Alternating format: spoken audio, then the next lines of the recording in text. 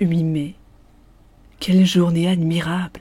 J'ai passé toute la matinée étendue sur l'herbe devant ma maison, sous l'énorme platane qui la couvre, l'abrite et l'ombrage tout entière. J'aime ce pays et j'aime y vivre parce que j'y ai mes racines, ces profondes et délicates racines, qui attachent un homme à la terre où sont nés et morts ses aïeux, qui l'attachent à ce qu'on pense et à ce qu'on mange, aux usages comme aux nourritures, aux locutions locales, aux intonations des paysans, aux odeurs du sol, des villages et de l'air lui-même. J'aime ma maison où j'ai grandi. De mes fenêtres, je vois la Seine qui coule, le long de mon jardin, derrière la route, presque chez moi, la grande et large Seine qui va de Rouen au Havre, couverte de bateaux qui passent. À gauche, là-bas, Rouen, la vaste ville aux toits bleus, sous le peuple pointu des clochers gothiques. Ils sont innombrables, frêles ou larges, dominés par la flèche de fonte de la cathédrale et pleins de cloches qui sonnent dans l'air bleu des belles matinées, jetant jusqu'à moi leur doux et lointain bourdonnement de fer, leur chant d'airain que la brise m'apporte, tantôt plus fort et tantôt plus affaibli, suivant qu'elle s'éveille ou s'assoupit. Comme il faisait bon ce matin. Vers 11 heures, un long convoi de navires, traîné par un remorqueur gros comme une mouche et qui râlait de peine en vomissant une fumée épaisse, défila devant ma grille. Après 2 goélettes anglaises, dont le pavillon rouge ondoyait sur le ciel, venait un superbe 3-mâts brésilien, tout blanc, admirablement propre et luisant. Je le saluai, je ne sais pourquoi, tant ce navire me fit plaisir à voir. 12 mai. J'ai un peu de fièvre depuis quelques jours. Je me sens souffrant, ou plutôt, je me sens triste. D'où viennent ces influences mystérieuses qui changent en décourageant notre bonheur et notre confiance en détresse?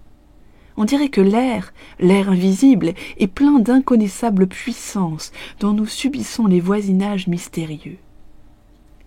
Je m'éveille plein de gaieté, avec des envies de chanter dans la gorge. Pourquoi je descends le long de l'eau et soudain, après une courte promenade, je rentre désolé, comme si quelque malheur m'attendait chez moi?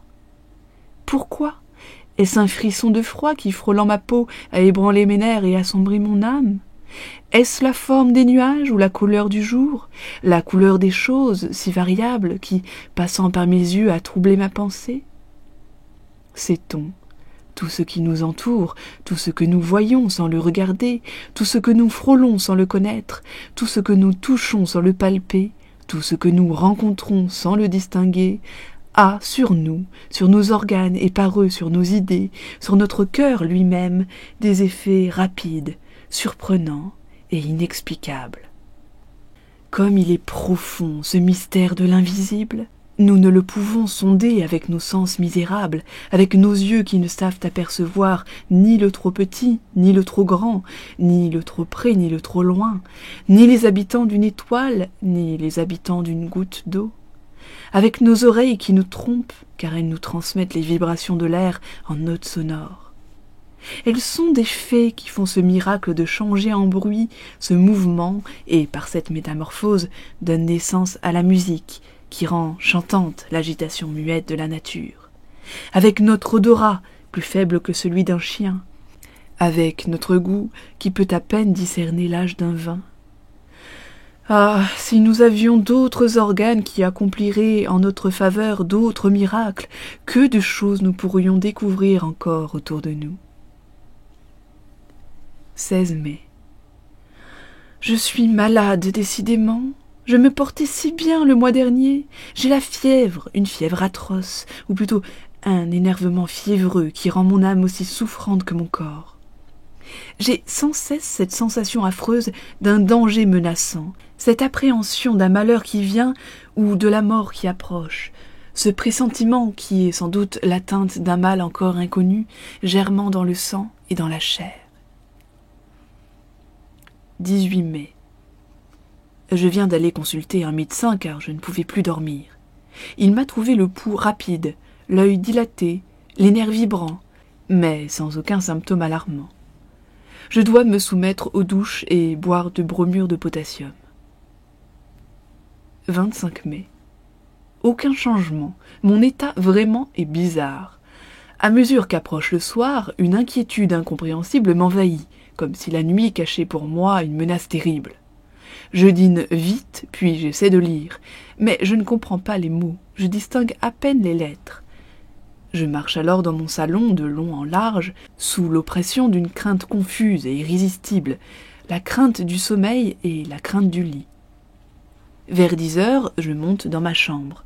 À peine entré, je donne 2 coups de clé et je pousse les verrous. J'ai peur, mais de quoi? Je ne redoutais rien jusqu'ici. J'ouvre mes armoires, je regarde sous mon lit, j'écoute, mais quoi? Est-ce étrange qu'un simple malaise, un trouble de la circulation peut-être, l'irritation d'un filet nerveux, un peu de congestion, une toute petite perturbation dans le fonctionnement si imparfait et si délicat de notre machine vivante, puisse faire un mélancolique du plus joyeux des hommes et un poltron du plus brave? Puis je me couche et j'attends le sommeil comme on attendrait le bourreau.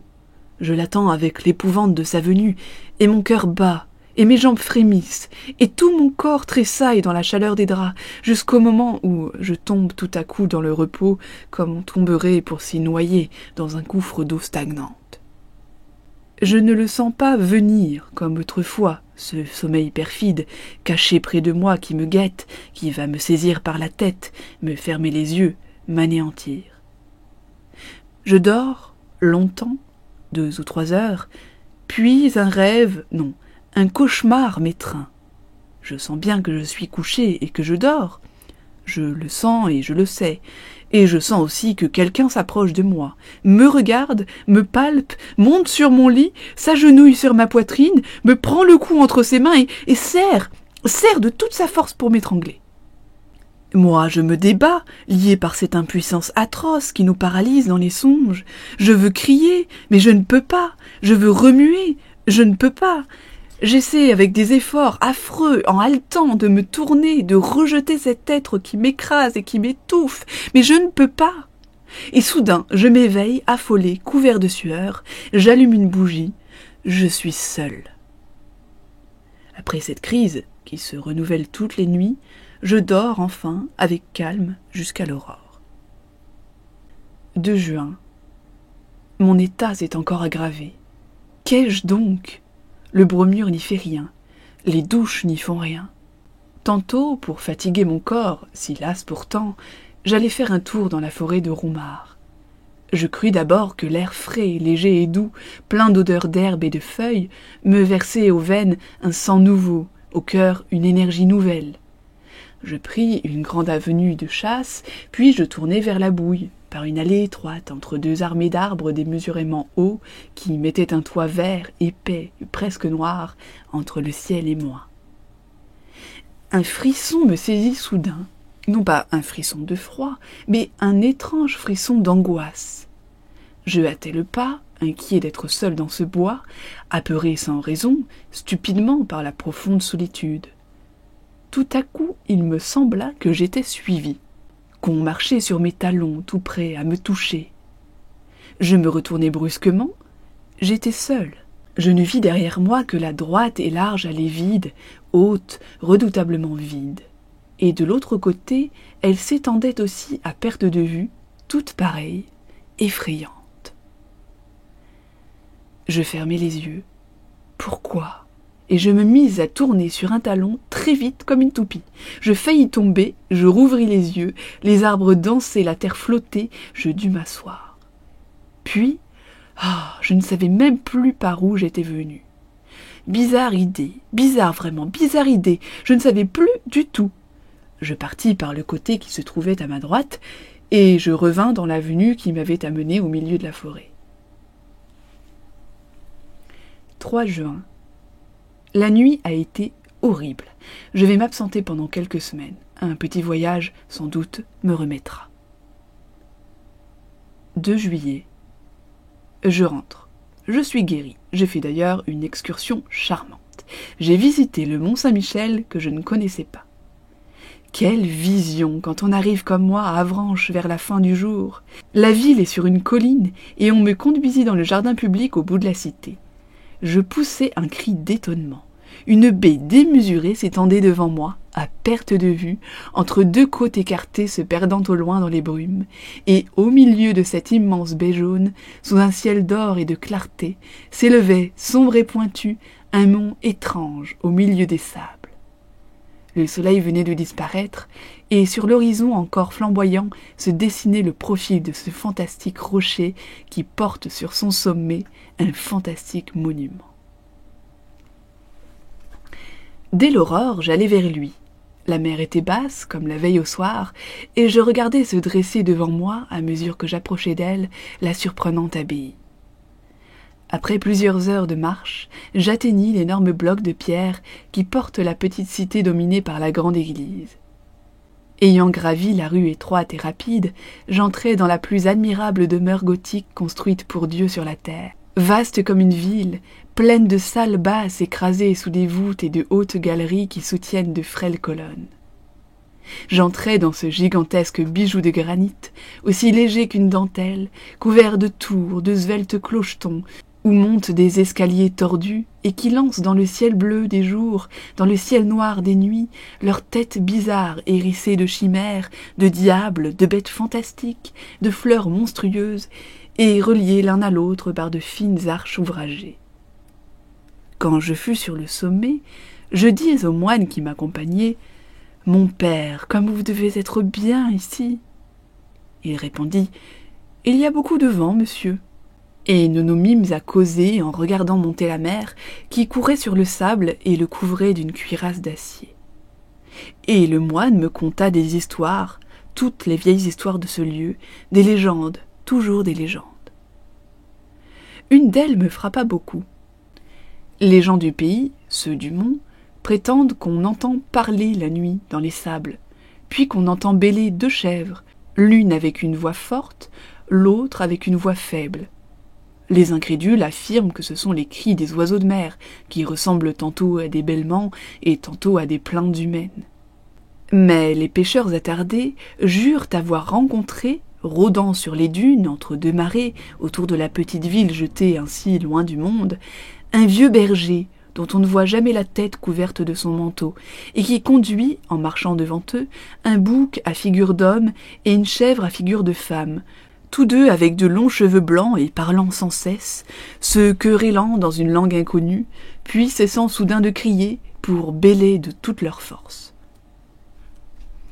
Je dis au moine « Y croyez-vous » Il murmura « Je ne sais pas. » Je repris « S'il existait sur la terre d'autres êtres que nous, comment ne les connaîtrions-nous point depuis longtemps? Comment ne les auriez-vous pas vus, vous? Comment ne les ai-je pas vus, moi ?» Il répondit « Est-ce que nous voyons la 100 000e partie de ce qui existe? Tenez, voici le vent, qui est la plus grande force de la nature, qui renverse les hommes, abat les édifices, déracine des arbres, soulève la mer en montagne d'eau, détruit les falaises, et jette aux brisants les grands navires.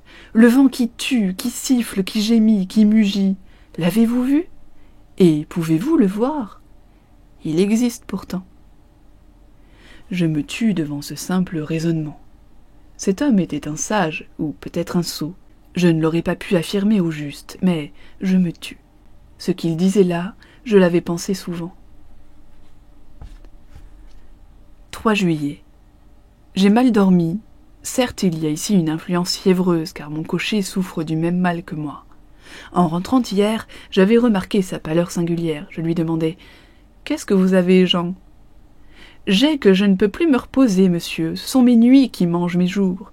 Depuis le départ de monsieur, cela me tient comme un sort. Les autres domestiques vont bien, cependant, mais j'ai grand-peur d'être repris, moi. » 4 juillet.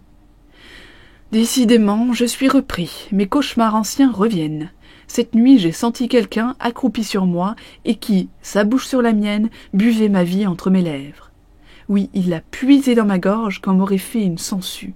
Puis il s'est levé, repu, et moi je me suis réveillée tellement meurtrie, brisée, anéantie, que je ne pouvais plus remuer.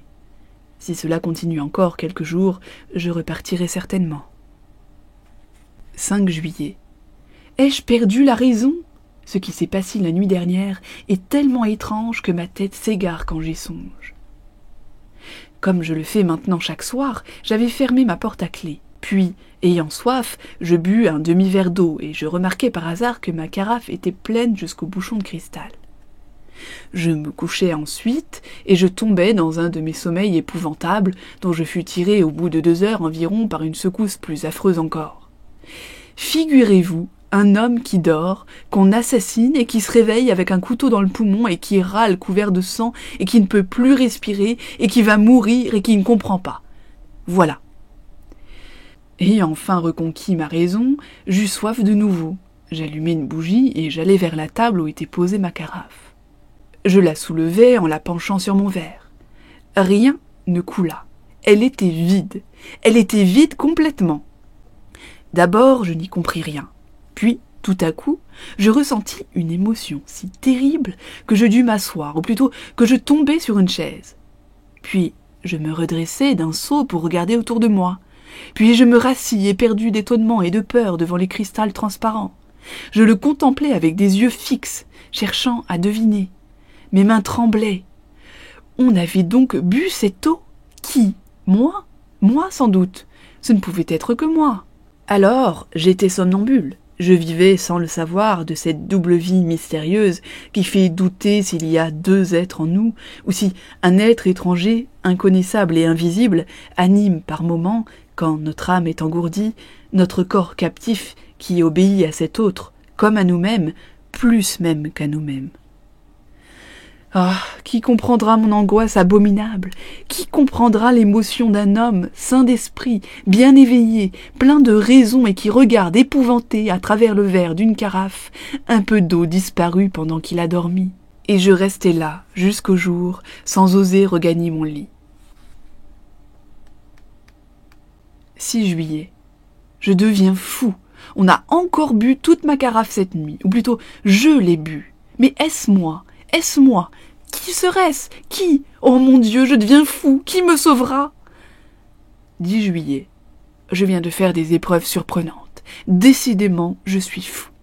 Et pourtant, le 6 juillet, avant de me coucher, j'ai placé sur ma table du vin, du lait, de l'eau, du pain et des fraises. On a bu, j'ai bu, toute l'eau et un peu de lait. On n'a touché ni au vin, ni au pain, ni aux fraises. Le 7 juillet, j'ai renouvelé la même épreuve qui a donné le même résultat. Le 8 juillet, j'ai supprimé l'eau et le lait. On n'a touché à rien. Le 9 juillet, enfin, j'ai remis sur ma table l'eau et le lait seulement, en ayant soin d'envelopper les carafes en des linges de mousseline blanche et de ficeler les bouchons. Puis, j'ai frotté mes lèvres, ma barbe, mes mains avec de la mine de plomb et je me suis couché. L'invincible sommeil m'a saisi, suivi bientôt de l'atroce réveil. Je n'avais point remué, mes draps eux-mêmes ne portaient pas de taches. Je m'élançai vers ma table, les linges enfermant les bouteilles étaient demeurés immaculés. Je déliai les cordons, en palpitant de crainte. On avait bu toute l'eau, on avait bu tout le lait. Ah, mon Dieu! Je vais partir tout à l'heure pour Paris. 12 juillet. Paris. J'avais donc perdu la tête les jours derniers. J'ai dû être le jouet de mon imagination énervée, à moins que je ne sois vraiment somnambule, ou que j'ai subi une de ces influences constatées, mais inexplicables jusqu'ici, qu'on appelle suggestion. En tout cas, mon affolement touchait à la démence, et 24 heures de Paris ont suffi pour me remettre d'aplomb. Hier, après des courses et des visites, qui m'ont fait passer dans l'âme de l'air nouveau et vivifiant, j'ai fini ma soirée au Théâtre Français. On y jouait une pièce d'Alexandre Dumas fils. Et cet esprit alerte et puissant a achevé de me guérir. Certes, la solitude est dangereuse pour les intelligences qui travaillent, et il nous faut autour de nous des hommes qui pensent et qui parlent. Quand nous sommes seuls longtemps, nous peuplons le vide de fantômes. Je suis rentré à l'hôtel très gai, par les boulevards. Au coudoiement de la foule, je songeais, non sans ironie, à mes terreurs, à mes suppositions de l'autre semaine, car j'ai cru, oui, j'ai cru qu'un être invisible habitait sous mon toit. Comme notre tête est faible et s'effare, et s'égare vite dès qu'un petit fait incompréhensible nous frappe. Au lieu de conclure par ces simples mots, je ne comprends pas parce que la cause m'échappe, nous imaginons aussitôt des mystères effrayants et des puissances surnaturelles. 14 juillet. Fête de la République. Je me suis promené par les rues. Les pétards et les drapeaux m'amusaient comme un enfant. C'est pourtant fort bête d'être joyeux à date fixe par décret du gouvernement. Le peuple est un troupeau imbécile, tantôt stupidement patient et tantôt férocement révolté. On lui dit « amuse-toi », il s'amuse. On lui dit « va te battre avec le voisin », il va se battre. On lui dit « vote pour l'empereur », il vote pour l'empereur. Puis on lui dit « vote pour la République » et il vote pour la République. Ceux qui le dirigent sont aussi sots. Mais au lieu d'obéir à des hommes, ils obéissent à des principes, lesquels ne peuvent être que niais, stériles et faux, par cela même qu'ils sont des principes, c'est-à-dire des idées réputées certaines et immuables en ce monde où l'on n'est sûr de rien, puisque la lumière est une illusion, puisque le bruit est une illusion. 16 juillet. J'ai vu hier des choses qui m'ont beaucoup troublé. Je dînais chez ma cousine, Madame Sablé, dont le mari commande le 76e chasseur à Limoges. Je me trouvais chez elle avec 2 jeunes femmes, dont l'une a épousé un médecin, le docteur Parent, qui s'occupe beaucoup des maladies nerveuses et des manifestations extraordinaires auxquelles donnent lieu en ce moment les expériences sur l'hypnotisme et la suggestion. Il nous raconta longtemps les résultats prodigieux obtenus par des savants anglais et par les médecins de l'école de Nancy. Les faits qu'il avança me parurent tellement bizarres que je me déclarai tout à fait incrédule.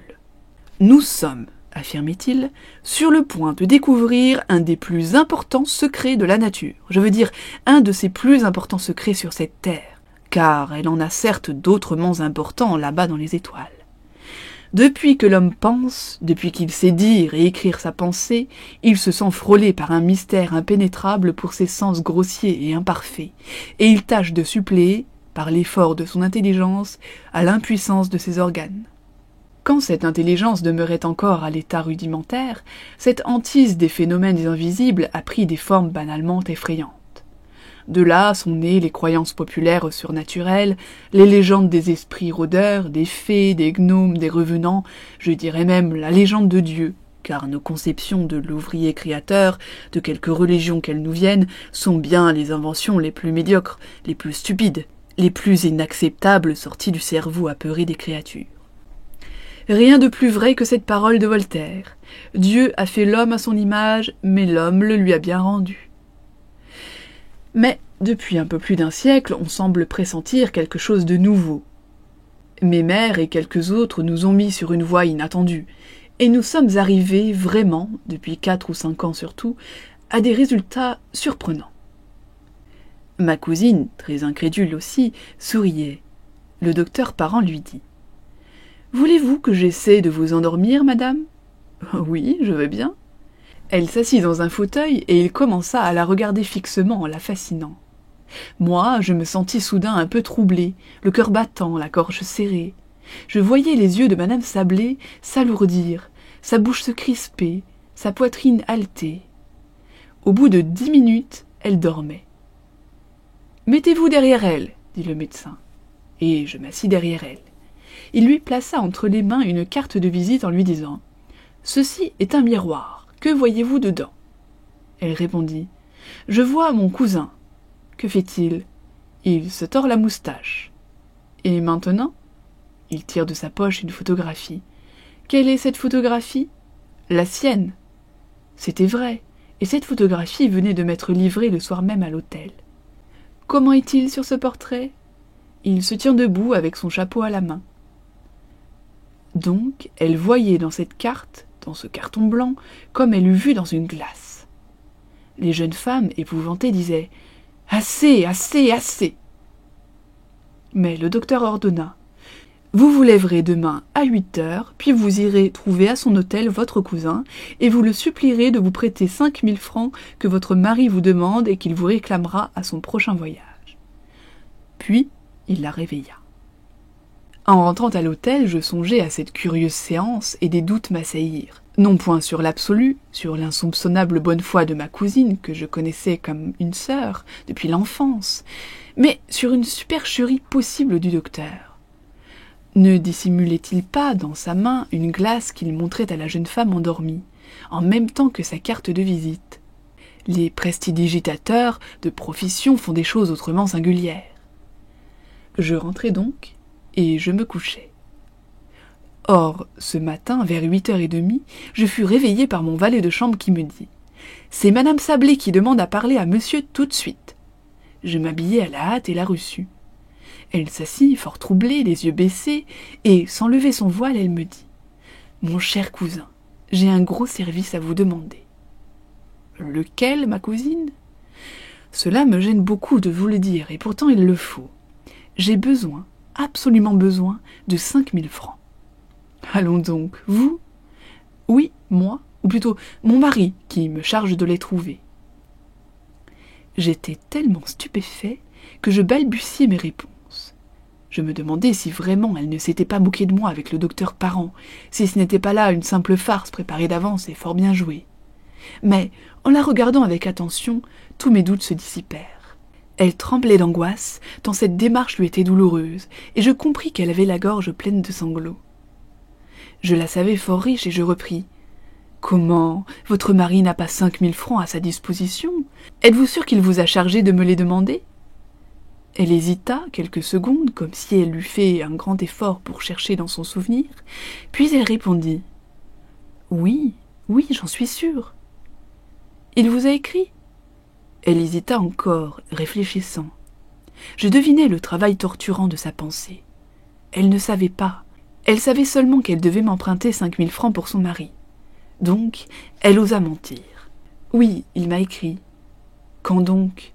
Vous ne m'avez parlé de rien hier. »« J'ai reçu sa lettre ce matin. »« Pouvez-vous me la montrer ?»« Non, non, elle contenait des choses intimes, trop personnelles, je l'ai brûlée. »« Alors, c'est que votre mari fait des dettes. » Elle hésita encore, puis murmura.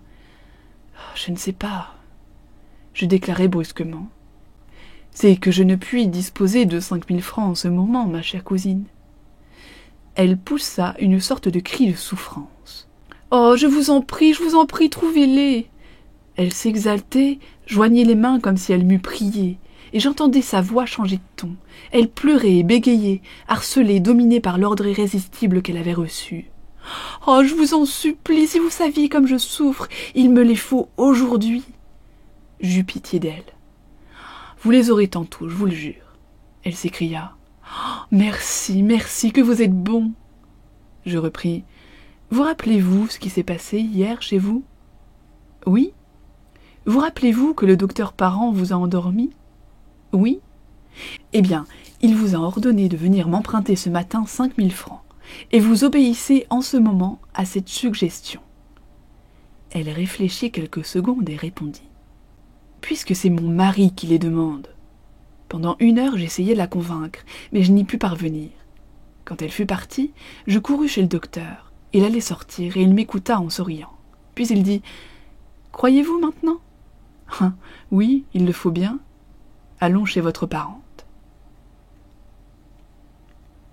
Elle sommeillait déjà sur une chaise longue, accablée de fatigue. Le médecin lui prit le pouls, la regarda quelque temps, une main levée vers ses yeux qu'elle ferma peu à peu, sous l'effort insoutenable de cette puissance magnétique. Quand elle fut endormie, « Votre mari n'a plus besoin de 5000 francs. Vous allez donc oublier que vous avez prié votre cousin de vous les prêter, et s'il vous parle de cela, vous ne comprendrez pas. » Puis il la réveilla. Je tirai de ma poche un portefeuille. « Voici, ma chère cousine, ce que vous m'avez demandé ce matin. » Elle fut tellement surprise que je n'osai pas insister. J'essayai cependant de ranimer sa mémoire, mais elle nia avec force, crut que je me moquais d'elle et faillit à la fin se fâcher. Voilà, je viens de rentrer et je n'ai pu déjeuner tant cette expérience m'a bouleversée. 19 juillet. Beaucoup de personnes à qui j'ai raconté cette aventure se sont moquées de moi. Je ne sais plus que penser. Le sage dit « peut-être ». 21 juillet. J'ai été dîner à Bougival, puis j'ai passé la soirée au bal des canotiers.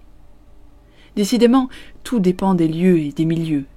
Croire au surnaturel dans l'île de la Grenouillère serait le comble de la folie, mais au sommet du mont Saint-Michel, mais dans les Indes, nous subissons effroyablement l'influence de ce qui nous entoure. Je rentrerai chez moi la semaine prochaine. 30 juillet.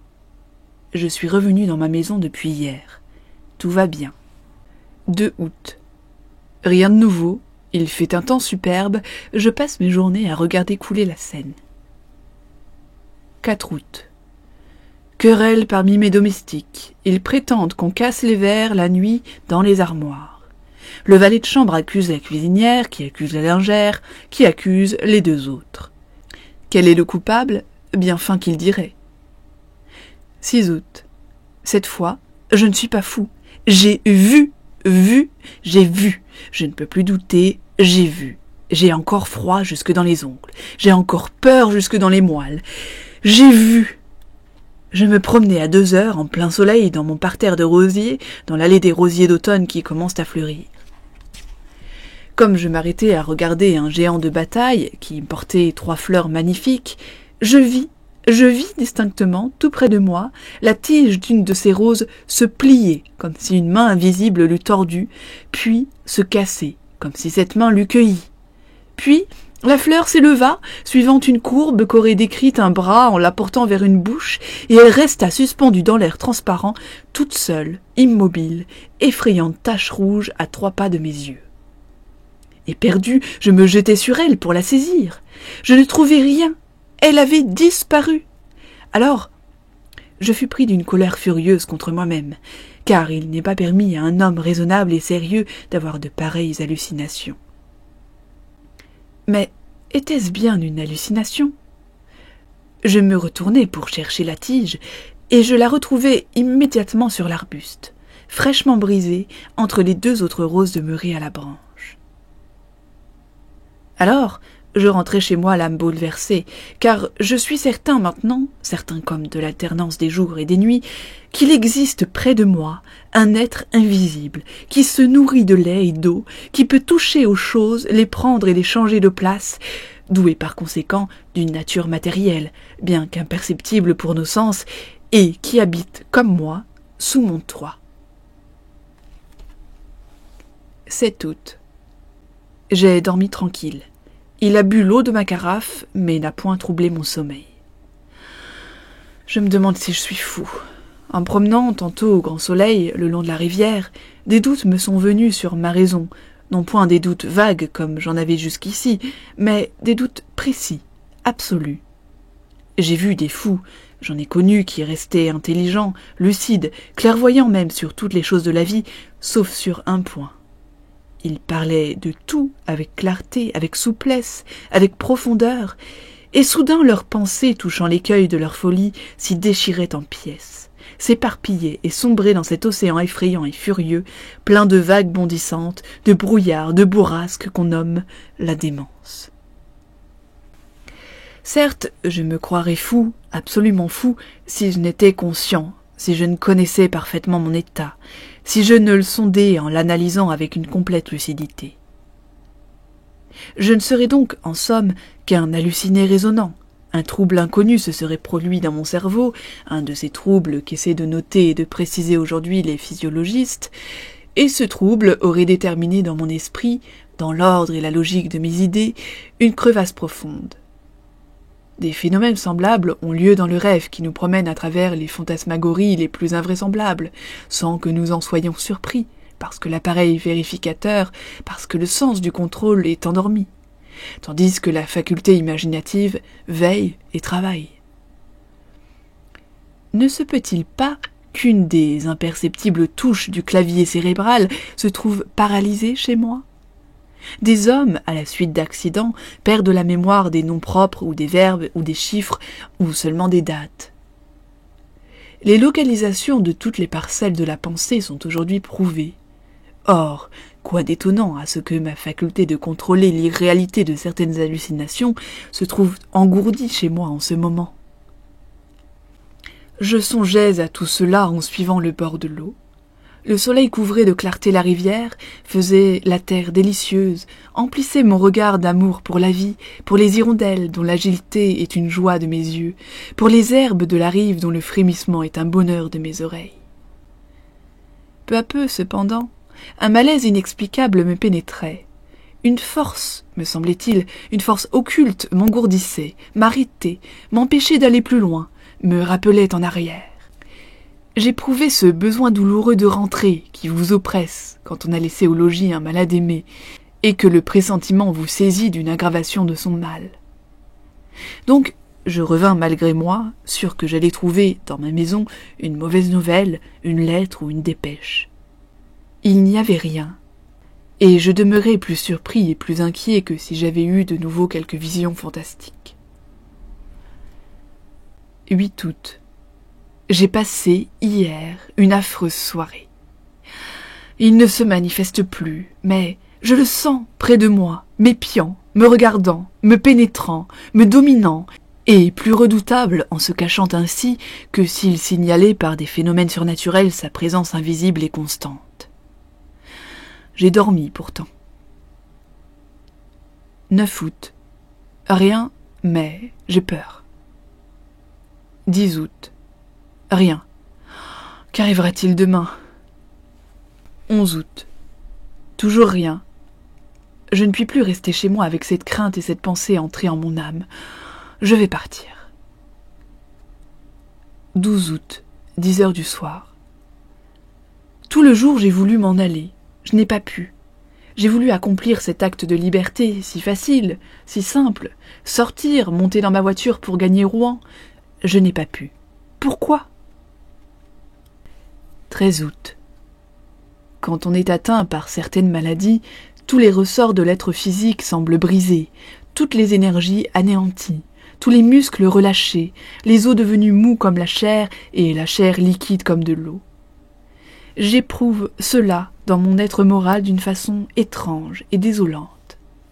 Je n'ai plus aucune force, aucun courage, aucune domination sur moi, aucun pouvoir même de mettre en mouvement ma volonté. Je ne peux plus vouloir, mais quelqu'un veut pour moi, et j'obéis. 14 août. Je suis perdu. Quelqu'un possède mon âme et la gouverne. Quelqu'un ordonne tous mes actes, tous mes mouvements, toutes mes pensées. Je ne suis plus rien en moi, rien qu'un spectateur esclave et terrifié de toutes les choses que j'accomplis. Je désire sortir, je ne peux pas. Il ne veut pas, et je reste éperdu, tremblant dans le fauteuil où il me tient assis. Je désire seulement me lever, me soulever afin de me croire maître de moi. Je ne peux pas. Je suis rivé à mon siège et mon siège adhère au sol de telle sorte qu'aucune force ne nous soulèverait. Puis, tout à coup, il faut que j'aille au fond de mon jardin cueillir des fraises et les manger. Et j'y vais. Je cueille des fraises et je les mange. Oh mon Dieu, mon Dieu, mon Dieu, est-ce un Dieu? Et s'il en est un, délivrez-moi, sauvez-moi, secourez-moi. Pardon, pitié, grâce, sauvez-moi. Oh, quelle souffrance, quelle torture, quelle horreur. 15 août. Certes, voilà comment a été possédée et dominée ma pauvre cousine quand elle est venue m'emprunter 5000 francs. Elle subissait un vouloir étranger entré en elle, comme une autre âme parasite et dominatrice. Est-ce que le monde va finir? Mais celui qui me gouverne, quel est-il? Cet invisible, cet inconnaissable, ce rôdeur d'une race surnaturelle. Donc, les invisibles existent. Alors, comment depuis l'origine du monde ne se sont-ils pas encore manifestés d'une façon précise, comme ils le font pour moi? Je n'ai jamais rien lu qui ressemble à ce qui s'est passé dans ma demeure. Oh, si je pouvais la quitter, si je pouvais m'en aller, fuir et ne pas revenir, je serais sauvée, mais je ne peux pas. 16 août. J'ai pu m'échapper aujourd'hui pendant 2 heures, comme un prisonnier qui trouve ouverte par hasard la porte de son cachot. J'ai senti que j'étais libre tout à coup et qu'il était loin. J'ai ordonné d'atteler bien vite et j'ai gagné Rouen. Oh, quelle joie de pouvoir dire à un homme qui obéit « Allez à Rouen !» Je me suis fait arrêter devant la bibliothèque et j'ai prié qu'on me prêtât le grand traité du docteur Hermann Erstos sur les habitants inconnus du monde antique et moderne. Puis, au moment de remonter dans mon coupé, j'ai voulu dire « à la gare » et j'ai crié, je n'ai pas dit, j'ai crié, d'une voix si forte que les passants se sont retournés, « à la maison !» Et je suis tombé, affolé d'angoisse, sur le coussin de ma voiture. Il m'avait retrouvé et repris. 17 août. Quelle nuit! Mais quelle nuit! Et pourtant, il me semble que je devrais me réjouir. Jusqu'à 1 heure du matin, j'ai lu. Hermann Ehrstrauss, docteur en philosophie et en théogonie, a écrit l'histoire et les manifestations de tous les êtres invisibles rôdant autour de l'homme ou rêvés par lui. Il décrit leurs origines, leur domaine, leur puissance. Mais aucun d'eux ne ressemble à celui qui me hante. On dirait que l'homme, depuis qu'il pense, a pressenti et redouté un être nouveau, plus fort que lui, son successeur en ce monde, et que, le sentant proche et ne pouvant prévoir la nature de ce maître, il a créé dans sa terreur tout le peuple fantastique des êtres occultes, fantômes vagues nés de la peur. Donc, ayant lu jusqu'à 1 heure du matin, j'ai été m'asseoir ensuite auprès de ma fenêtre ouverte pour rafraîchir mon front et ma pensée au vent calme de l'obscurité. Oh, il faisait bon et il faisait tiède, comme j'aurais aimé cette nuit-là autrefois. Pas de lune. Les étoiles avaient au fond du ciel noir des scintillements frémissants. Qui habite ces mondes? Quelles formes, quels vivants, quels animaux, quelles plantes sont là-bas? Ceux qui pensent dans ces univers lointains, que savent-ils de plus que nous? Que peuvent-ils plus que nous? Que voient-ils que nous ne connaissons point? Un d'eux, un jour ou l'autre, traversant l'espace, n'apparaîtra-t-il pas sur notre terre pour la conquérir, comme les Normands jadis traversaient la mer pour asservir des peuples plus faibles? Nous sommes si infirmes, si désarmés, si ignorants, si petits, nous autres, sur ce grain de boue qui tourne, délayé dans une goutte d'eau.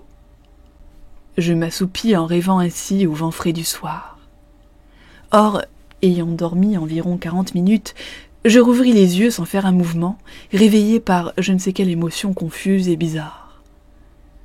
Je ne vis rien d'abord, puis tout à coup il me sembla qu'une page du livre resté ouvert sur ma table venait de tourner toute seule.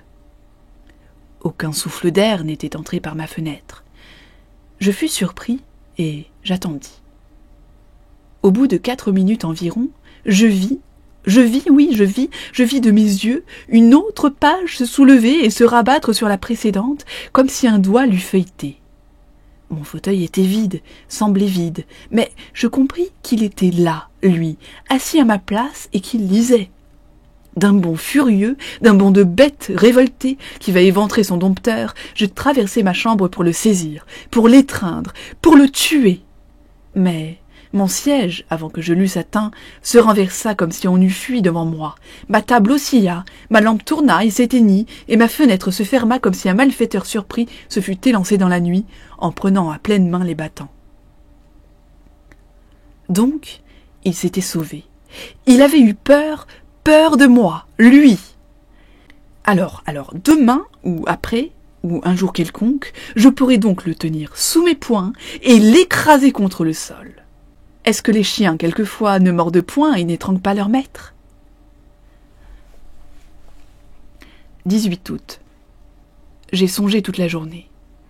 Oh, oui, je vais lui obéir, suivre ses impulsions, accomplir toutes ses volontés, me faire humble, soumis, lâche. Il est le plus fort, mais une heure viendra. 19 août. Je sais tout. Je viens de lire ceci dans la Revue du Monde Scientifique. Une nouvelle assez curieuse nous arrive de Rio de Janeiro. Une folie, une épidémie de folie, comparable aux démences contagieuses qui atteignent les peuples d'Europe au Moyen-Âge, sévit en ce monde dans la province de São Paulo. Les habitants éperdus quittent leur maison, désertent leur village, abandonnent leur culture, se disant poursuivis, possédés, gouvernés comme un bétail humain par des êtres invisibles, bien que tangibles, des sortes de vampires qui se nourrissent de leur vie pendant leur sommeil, et qui boivent en outre de l'eau et du lait sans paraître touchés à aucun autre aliment. Monsieur le professeur Don Pedro Henriquez, accompagné de plusieurs savants médecins, est parti pour la province de São Paulo afin d'étudier sur place les origines et les manifestations de cette surprenante folie, et de proposer à l'empereur les mesures qui lui paraîtront les plus propres à rappeler à la raison ces populations en délire. Ah, je me rappelle le beau 3 mois brésilien qui passa sous mes fenêtres en remontant la Seine le 8 mai dernier. Je le trouvais si joli, si blanc, si gai. L'être était dessus, venant de là-bas où sa race est née. Et il m'a vu, il a vu ma demeure blanche aussi, il a sauté du navire sur la rive. Oh mon Dieu! À présent, je sais, je devine. Le règne de l'homme est fini. Il est venu, celui que redoutaient les premières terreurs des peuples naïfs, celui qu'exorcisaient les prêtres inquiets, que les sorciers évoquaient par les nuits sombres, sans le voir apparaître encore, à qui les pressentiments des maîtres passagers du monde prêtèrent toutes les formes monstrueuses ou gracieuses des gnomes, des esprits, des génies, des fées, des farfadets. Après les grossières conceptions de l'épouvante primitive, les hommes plus perspicaces l'ont pressenti plus clairement. Mes mères l'avaient deviné, et les médecins depuis 10 ans déjà ont découvert d'une façon précise la nature de sa puissance avant qu'il l'eût exercée lui-même. Ils ont joué avec cette arme du Seigneur nouveau, la domination d'un mystérieux vouloir sur l'âme humaine devenue esclave. Ils ont appelé cela magnétisme, hypnotisme, suggestion, que sais-je. Je les ai vus s'amuser comme des enfants imprudents avec cette horrible puissance. Malheur à nous! Malheur à l'homme, il est venu comment se nomme-t-il il me semble qu'il me crie son nom et que je l'entends pas, oui, il le crie, j'écoute, je ne peux pas, je répète, le Horla, j'ai entendu le Horla, c'est lui, le Horla, il est venu. Ah, le vautour a mangé la colombe, le loup a mangé le mouton. Le lion a dévoré le buffle au corne aigu, l'homme a tué le lion avec la flèche, avec le glaive, avec la poudre. Mais le Horla va faire de l'homme ce que nous avons fait du cheval et du bœuf, sa chose, son serviteur et sa nourriture, par la seule puissance de sa volonté. Malheur à nous! Pourtant, l'animal quelquefois se révolte et tue celui qui l'a dompté. Moi aussi je veux, je pourrais, mais il faut le connaître, le toucher, le voir. Les savants disent que l'œil de la bête est différent du nôtre, ne distingue point comme le nôtre, et mon œil à moi ne peut distinguer le nouveau venu qui m'opprime. Pourquoi? Oh, je me rappelle à présent les paroles du moine du Mont-Saint-Michel. Est-ce que nous voyons la 100 millième partie de ce qui existe? Tenez, voici le vent qui est la plus grande force de la nature, qui renverse les hommes, abat les édifices, déracine les arbres, soulève la mer en montagne d'eau, détruit les falaises et jette aux brisants les grands navires, le vent qui tue, qui siffle, qui gémit, qui mugit. L'avez-vous vu et pouvez-vous le voir? Il existe pourtant.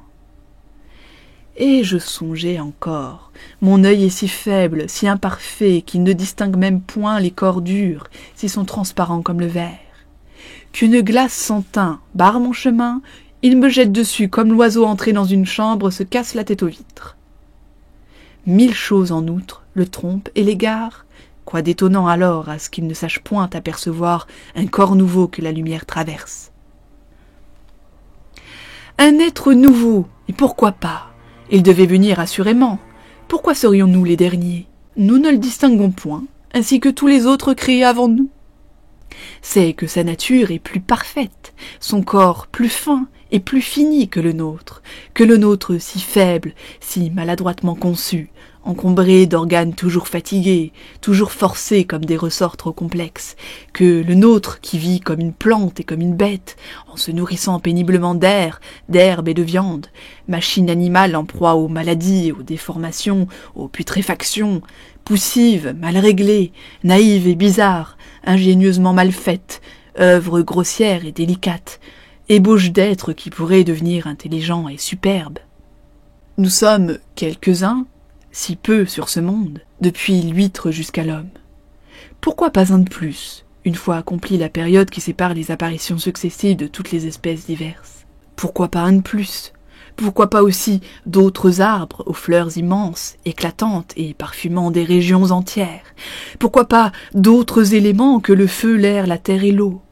Ils sont 4, rien que 4, ces pères nourriciers des êtres.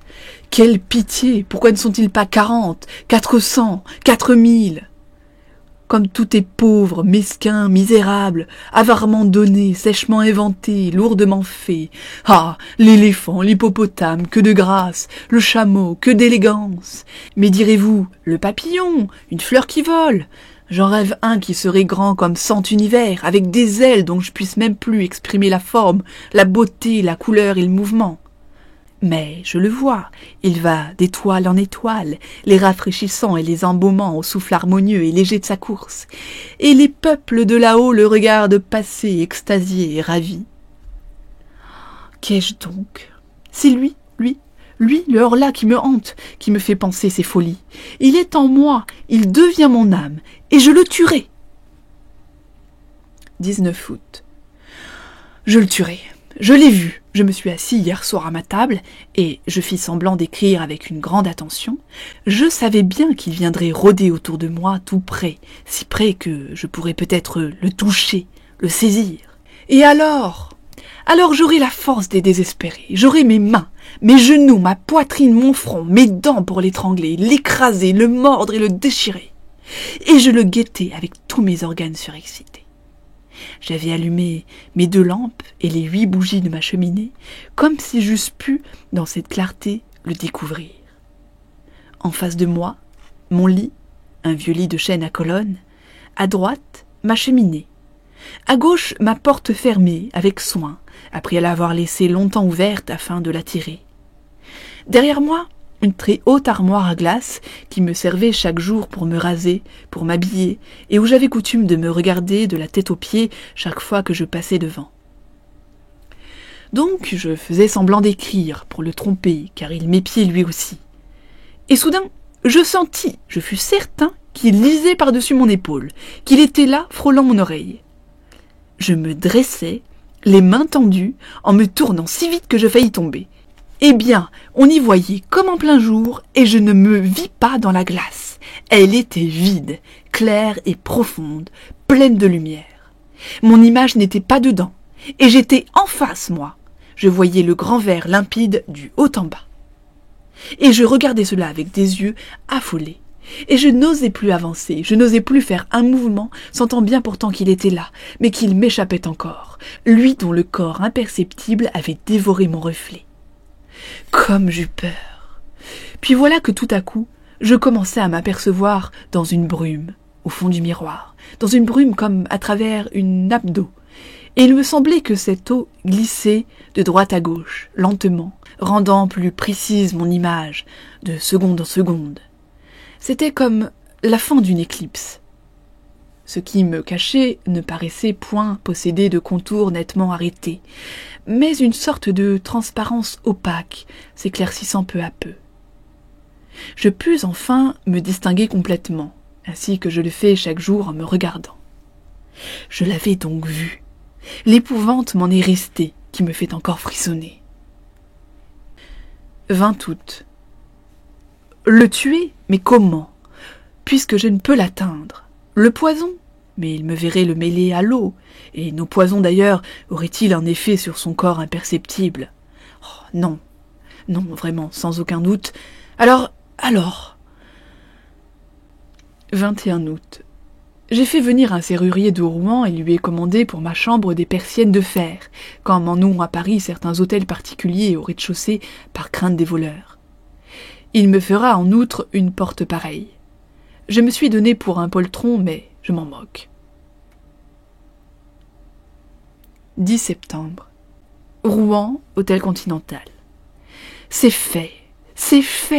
Mais est-il mort? J'ai l'âme bouleversée de ce que j'ai vu. Hier donc, le serrurier ayant posé ma persienne et ma porte de fer, j'ai laissé tout ouvert jusqu'à minuit, bien qu'il commençât à faire froid. Tout à coup, j'ai senti qu'il était là, et une joie folle m'a saisie. Je me suis levée lentement, et j'ai marché à droite, à gauche, longtemps pour qu'il ne devinât rien. Puis j'ai ôté mes bottines et mis mes savates avec négligence. Puis j'ai fermé ma persienne de fer, et revenant à pas tranquille vers la porte, j'ai fermé la porte aussi à double tour. Retournant alors vers la fenêtre, je la fixai par un cadenas, dont je mis la clé dans ma poche. Tout à coup, je compris qu'il s'agitait autour de moi, qu'il avait peur à son tour, qu'il m'ordonnait de lui ouvrir. Je faillis céder. Je ne cédais pas, mais, m'adossant à la porte, je l'entrebâillais, tout juste assez pour passer, moi, à reculons. Et comme je suis très grand, ma tête touchait au linteau. J'étais sûre qu'il n'avait pu s'échapper, et je l'enfermai, tout seul. Ah, quelle joie, je le tenais. Alors, je descendis en courant, je pris dans mon salon, sous ma chambre, mes 2 lampes, et je renversai toute l'huile sur le tapis, sur les meubles, partout. Puis, je mis le feu, et je me sauvai, après avoir bien refermé à double tour la grande porte d'entrée. Et j'allai me cacher au fond de mon jardin, dans un massif de lauriers. Comme ce fut long, tout était noir, muet, immobile, pas un souffle d'air, pas une étoile, des montagnes de nuages qu'on ne voyait point, mais qui pesaient sur mon âme si lourd, si lourd. Je regardais ma maison, et j'attendais, comme ce fut long. Je croyais déjà que le feu s'était éteint, tout seul, ou qu'il l'avait éteint, lui, quand une des fenêtres d'en bas creva sous la poussée de l'incendie, et une flamme, une grande flamme rouge et jaune, longue, molle, caressante, monta le long du mur blanc et le baisa jusqu'au toit. Une lueur courut dans les arbres, dans les branches, dans les feuilles, et un frisson de peur aussi. Les oiseaux se réveillaient, un chien se mit à hurler, il me sembla que le jour se levait. 2 autres fenêtres éclatèrent aussitôt, et je vis que tout le bas de ma demeure n'était plus qu'un effrayant brasier. Mais un cri horrible, suraigu, déchirant, un cri de femme passa dans la nuit, et 2 mansardes s'ouvrirent. J'avais oublié mes domestiques. Je vis leurs faces affolées, et leurs bras qui s'agitaient. Alors, éperdu d'horreur, je me mis à courir vers le village en hurlant « Au secours, au secours, au feu, au feu !» Je rencontrai des gens qui s'en venaient déjà et je retournai avec eux pour voir. La maison maintenant n'était plus qu'un bûcher horrible et magnifique, un bûcher monstrueux, éclairant toute la terre, un bûcher où brûlaient des hommes et où il brûlait aussi lui. Lui, mon prisonnier, l'être nouveau, le nouveau maître, le Horla. Soudain, le toit tout entier s'engloutit entre les murs et un volcan de flammes jaillit jusqu'au ciel. Par toutes les fenêtres ouvertes sur la fournaise, je voyais la cuve de feu et je pensais qu'il était là, dans ce four, mort. Mort, peut-être. Son corps que le jour traversait, n'était-il pas indestructible par les moyens qui tuent les nôtres? Et s'il n'était pas mort? Seul peut-être le temps a pris sur l'être invisible et redoutable. Pourquoi ce corps transparent, ce corps inconnaissable, ce corps d'esprit, s'il devait craindre lui aussi les maux, les blessures, les infirmités, la destruction prématurée? La destruction prématurée, toute l'épouvante humaine vient d'elle. Après l'homme, le Horla. Après celui qui peut mourir tous les jours, à toutes les heures, à toutes les minutes, par tous les accidents, est venu celui qui ne doit mourir qu'à son jour, à son heure, à sa minute, parce qu'il a touché la limite de son existence. Non, sans aucun doute, il n'est pas mort. Alors il va donc falloir que je me tue, moi.